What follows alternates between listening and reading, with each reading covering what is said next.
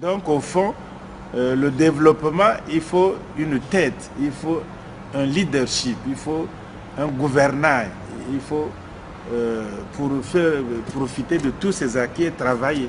C'est comme ça qu'on fait de tous les pays de la Terre. Hein. Mais les Africains croient que un autre peuple va travailler, hein, et puis on va leur donner le développement. Restez tranquille, dansez au tam-tam, et puis nous on va faire pour vous, hein, et puis vous serez heureux. S'ils font comme ça, c'est plutôt le contraire, vous serez plus exploité, plus malheureux, parce que vous ne contrôlez pas vos ressources, vos matières premières, vos mines, vos diamants, votre cuivre, votre colbate, l'uranium, ce n'est pas contrôlé. Alors, un autre prend ça pour son propre développement. Bon, s'il est généreux, il vous donne quelques miettes, et nous sommes heureux de recevoir ces miettes-là. Bon, vous comprenez que... moi, je crois qu'on blâme aussi les autres, mais c'est les Africains eux-mêmes. C'est les Africains eux-mêmes qui ne lisent pas. Il faut lire la situation. Il n'y a pas de fatalité, il faut lire la situation. Tout le monde a subi des coups durs. Hein? Les guerres, il y a eu beaucoup de millions de Juifs. Parlons d'Israël. Beaucoup de Juifs ont été morts. Ils n'avaient pas de patrie, ils n'avaient rien. Mais le famille Israël, c'est depuis 1948 ça existe. Hein? Beaucoup d'Africains étaient déjà nés là. Mais moi j'étais déjà né. 1948 qu'on a fait Israël. Un petit pays de rien du tout. Mais tout de suite on leur a doté de belles universités, tout de suite. Hein? De haut niveau. Et on leur a doté aussi la puissance nucléaire. Ils ont les armes nucléaires, ce petit pays. Hein? Et puis après, mais tout ce qu'ils ont fait, c'est les Juifs du monde. C'est la décision politique. C'est la confiance au cadre. C'est la peur d'être encore détruit par l'histoire. D'être détruit encore par les gens. Or, nous, on n'a pas peur qu'on sera encore détruit un jour. Il faut avoir cette peur. Mais on ne peut pas vivre sans peur. Je veux dire là, sans angoisse. Parce qu'il faut craindre qu'on soit encore vendu comme esclave. Il faut craindre qu'on soit encore colonisé. Le monde est ce qu'il est. Il se fait en fonction des intérêts. Il faut craindre qu'on soit... mais les esclaves, les Arabes ont vendu les Noirs. Ils ont fait l'esclavage. Tous les Blancs de la terre en Europe, que ce soit les Italiens, les Espagnols, les Portugais, les Français, les Hollandais, n'en parlons pas, surtout les Hollandais, les Anglais, mais tous ils ont fait l'esclavage. Et l'esclavage leur a donné l'argent pour faire le développement industriel, les chemins de fer, les banques. C'est la révolution industrielle. Tu vois?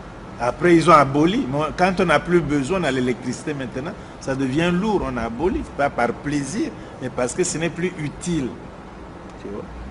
Et aux États-Unis, c'est la même chose. Pendant 4 siècles, tu travailles pour quelqu'un, mais l'esclavage, ce n'est pas travailler dur. C'est pas ça l'esclavage. Aujourd'hui, les gens travaillent dur, vous ne sont pas esclaves. L'esclave, c'est que tu travailles, tu n'as pas un seul sens. Oui, tu n'as pas de salaire. Tu n'es pas payé, c'est un travail gratuit pendant 4 siècles. Tu coupes la canne à sucre gratuitement, tu fais le coton gratuitement, tu fais le café gratuitement, et si ça me plaît, je te vends à un autre. Donc, tu ne payes pas quelqu'un et tu le vends ou tu l'achètes. Un être humain qui est au rang d'un cheval ou d'un bœuf, pas plus. Tu vois? Et c'est ça. Tu fais un blanc fait l'amour avec une esclave, le blanc ne reconnaît pas que l'enfant là est son propre sang. Il doit suivre la condition de sa mère esclave. Une femme blanche fait l'amour avec un noir esclave, la femme blanche ne reconnaît pas le sang. Ton propre sang, tu le nies. Voyez-vous? Alors nous, on n'a pas peur de l'histoire. On n'a pas peur. On croit que les choses... Mais il n'y a pas d'amitié, il n'y a pas de confiance entre les peuples, entre les races aujourd'hui. Il faut voir les intérêts. Israël et tout, c'est le même peuple. Ils sont tous d'Abraham, d'Isaac et de Jacob. Mais regarde comme ils se canardent, ils se tuent tous les jours. Tu vois? Les 8, qu'est-ce qu'ils font? Les banques mondiales, qu'est-ce qu'ils font? Le Fonds international. Tu as déjà vu une banque se développer pour quelqu'un? Une banque fait l'argent pour elle-même. Et on te prête, Bon, l'argent, ils envoient leurs experts avec cet argent-là. À la fin, tu as des dettes, tu ne peux plus payer. Donc, nous avons colonisation. On a traite négrière, travail gratuit en tant qu'esclave, colonisation. Et puis, on doit des dettes. Tous les États africains sont endettés. Mais écoutez, mais vous ne réfléchissez pas. Esclaves pendant 4 siècles, colonisés pendant un siècle, divisés à Berlin. Les zones d'influence, les bases militaires, les zones culturelles, francophonie, anglophonie, lusophonie, toutes ces choses-là. Bon. Des dettes après 50 ans d'indépendance. Aucun État ne peut payer les dettes. Mais vous croyez l'apartheid? Vous croyez que après ça, là, les mêmes choses, d'où ça vient là? Ils vont changer. Ils vont dire on vous embrasse et c'est fini maintenant. Hein? Ça serait peut-être pire. Avec le nucléaire, avec le sida, avec l'Ebola, avec mais ça sera peut-être pire. Hein? Il est temps de se réveiller, de décider et de tourner le dos à l'Europe. Ils ne pourront jamais aider. C'est une faute énorme de croire que l'Europe, la France, les États-Unis, ces pays esclavagistes vont aider l'Afrique. C'est impossible. Impossible.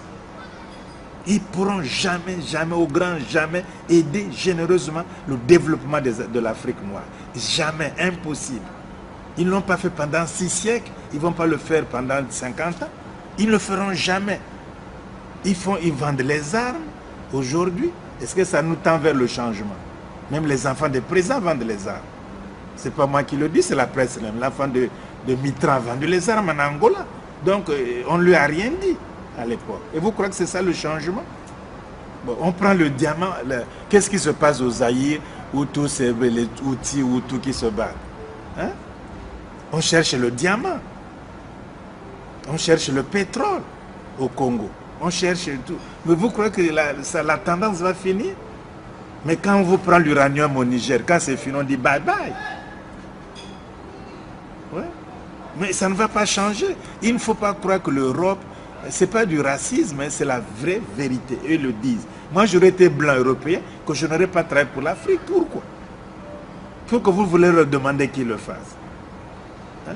Donc, les Européens, de façon générale, ils n'aideront jamais, au grand jamais, je signe et persiste, l'Afrique noire. Jamais. Et c'est une illusion des Africains de croire que ces gens-là, l'Europe va les aider. C'est impossible. Ce n'est même pas dans leur philosophie ou leur vision.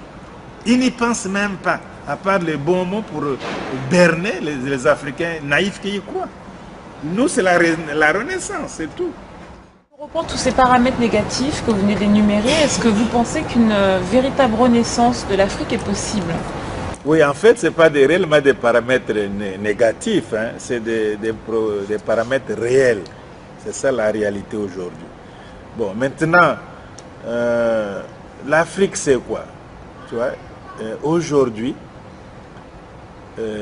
les Américains croient que l'Afrique équatoriale, forestière, cette Afrique-là sera le poumon de l'humanité. Demain, à cause de la pollution partout. Donc la forêt équatoriale africaine va sauver encore l'humanité. Et les Américains veulent investir beaucoup d'argent pour préserver ces forêts, pour etc. etc. Bon, voilà. Donc l'Afrique est riche. Le diamant du monde, les émeraudes, toutes ces choses-là, hein, l'uranium, tout ça, le continent africain est la réserve mondiale, en or, hein, en pétrole, en tout ce que vous voulez. L'Angola, on se bat en Angola pas pour rien. C'est des Koweït. Au Congo, c'est pareil. Au Gabon, c'est pareil. Le Nigeria, c'est le pétrole. Dans le Sahara, le désert, il y a du pétrole partout. Donc, on a le pétrole partout. Tu vois. On a des mines de diamants. Hein. On est fournisseur de ces biens-là. Bon, sans compter que nous avons des savanes, on a des Sahel, on a des forêts, on a des pâturages, on a des cours d'eau immenses, puissants, les plus puissants du monde. On peut faire des barrages. Il y a un seul barrage peut électrifier toute l'Afrique noire, le barrage d'Inga au Zaïre. On a des barrages, des possibilités d'avoir l'électricité presque gratuite et partout. Et vous, l'énergie solaire, n'en parlons pas, le soleil est où? Si nous sommes bien noirs, c'est bien une cause naturelle. Et le soleil ne peut pas manquer dans cette explication. Donc nous sommes les fils du soleil. Le soleil est là, nous sommes les fils et les filles du soleil. Le soleil est là avec nous. Nous avons des lacs immenses, nous avons des poissons, poissons d'eau douce, poissons de mer. Même le requin blanc, il est avec nous encore. Partout, on a des océans atlantiques, on a une bonne partie de l'océan, de la mer Méditerranée, l'océan Indien, même s'il y a les sous-marins atomiques, etc. Dans ces mers-là, il y a des marins, soit atomiques des pays étrangers, etc. Il faut faire l'Afrique, parce que l'Afrique sera la sécurité des Noirs en Europe, la sécurité des Noirs aux Antilles, dans les Caraïbes, la sécurité des Noirs dans les Amériques. Parce qu'ils auront moins quelque part. C'est comme ça qu'on doit faire. Parce que les Noirs aussi sont riches aux États-Unis. Les Noirs aussi sont riches en Afrique. Il y a l'argent, il y a des milliardaires. Alors, mais tout ça, en fait, rien ne nous manque. L'intelligence ne manque pas. Les matières premières ne manquent pas. La créativité ne manque pas. C'est souvent la vision. La vision. Avoir une vision, quand même, il y a la tragédie qui peut arriver. Il faut se protéger au plus vite. Tu vois? Et sinon, nous encore, on mange, on boit, on danse, on dit oh, on verra bien. Mais les choses qui nous sont déjà arrivées montrent que ce n'est pas sérieux et qu'on doit se protéger pour les générations futures. Pour reprendre un des pères fondateurs de l'historiographie africaine, Cheikh Anta Diop, quel pilier a-t-il posé pour la renaissance africaine? Dès que cette question se présente un peu de la manière suivante, c'est-à-dire que l'histoire, ce qu'on appelle l'histoire, c'est en fait deux choses réellement. L'histoire, c'est deux choses. C'est premièrement la connaissance du passé. Qu'est-ce qui est là, ce qu'on appelle la mémoire? Comment ça s'est passé, comment on a été fait coloniser, comment on a été fait esclave, quels étaient les rapports entre les humains à l'époque, comment on a survécu. Enfin, on explique le passé. Ça, c'est l'histoire. Et vous l'expliquez à votre manière, selon les causes, etc., selon les méthodes. Mais l'histoire aussi, fondamentalement, l'histoire, c'est la vision du futur.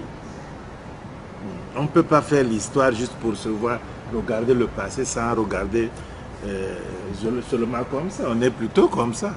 Nous marchons plutôt devant que derrière. Si je regarde derrière pour dire oh merci, c'était comme ça, fais attention. Ne va plus comme ça, parce que c'était comme ça, va comme ça. Ça t'oriente donc. C'est l'histoire et l'étude de l'orientation dans le présent vers le futur, en fonction du passé.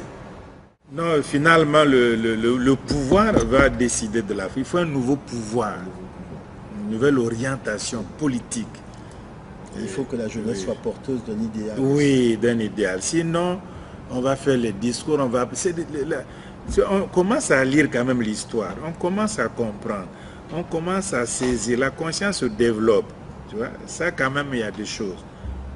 Tout le monde, le basket, les athlètes, les musiciens, les intellectuels, les artistes, il y a quand même les techniciens africains.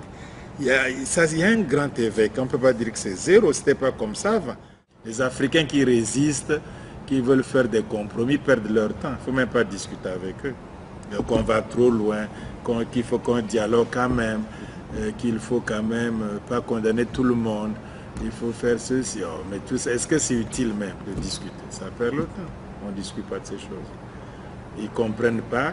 Ils seront isolés. D'ailleurs, leurs maîtres vont aussi les rejeter. Et ils viendront vers la fin, vers nous. Vers vous. On dit, vont s'excuser, etc. On ne comprenait pas. C'est trop tard, de toute façon. Ils comprenaient. Comment veut-il des grands garçons comme ça, ou des grandes femmes comme ça, qui croient que faire plaisir à un Européen, c'est même glorieux pour eux.